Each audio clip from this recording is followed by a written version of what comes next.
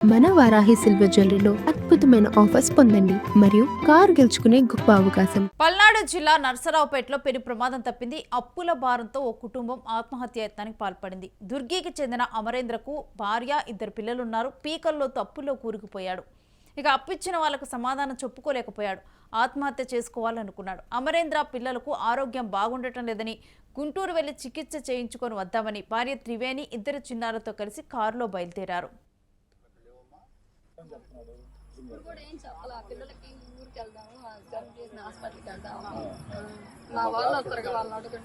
జరుపు హాస్పిటల్ అక్కడ లేవమ్మా, నాసపల్లి లేవా, గుంటూరు హాస్పిటల్.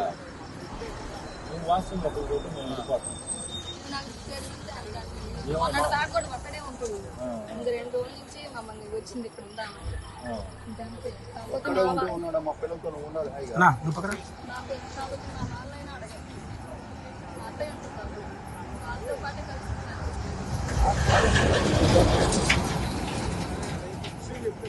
హాస్పిటల్కే చుట్టుకుంట కాడ దాని పేరు ఏందో ఉంది, ఎంట్రన్స్ హరిణి హాస్పిటల్. అక్కడే పట్టుకున్నాం రండి.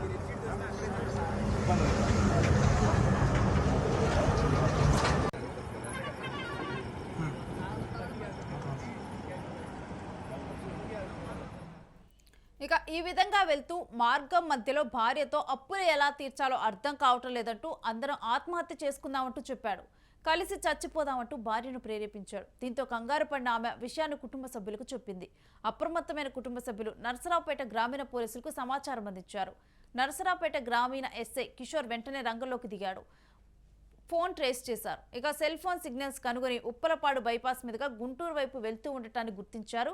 వెంటనే అతన్ని వెంబడించారు. అప్పటికే ఎస్ఆర్కేటీ కాలనీ సమీపంలో బ్రిడ్జి వద్ద కారు నిలిపి ఆత్మహత్య యత్నం చేసుకునేందుకు ప్రయత్నించగా వారిని అప్పుడు పోలీసులు అడ్డుకున్నారు.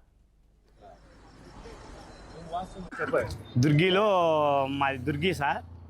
అయితే అబ్బాయి పిల్లల్ని తీసుకొని ఇక్కడ ఉంటామని సంతమాగులూరు కాడికి వచ్చారు.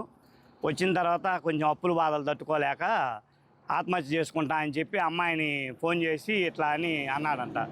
అంటే మేము సరే వస్తున్నాం ఉండమనేసరికి మీరు వస్తేనే ఉండని చెప్పి పారిపోవటాన్ని చేశారు. ఎస్ఐ గారికి ఫోన్ చేసి ఇట్లా ట్యాప్ చేసి 10 నిమిషాల్లోనే వారు దాన్ని ఛేదించి అతన్ని పట్టుకోవడం జరిగింది సార్. మాకు అమ్మాయి కోడలు ఫోన్ చేసింది సార్.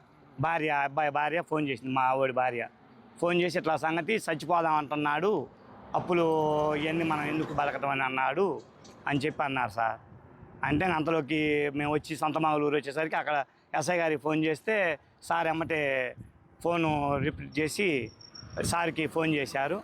చేయంగానే ఎమ్మటే 10 నిమిషాల్లోనే మాట్లాడి వాళ్ళని ఎమ్మటే ట్యాప్ చేసి పట్టుకున్నారు సార్.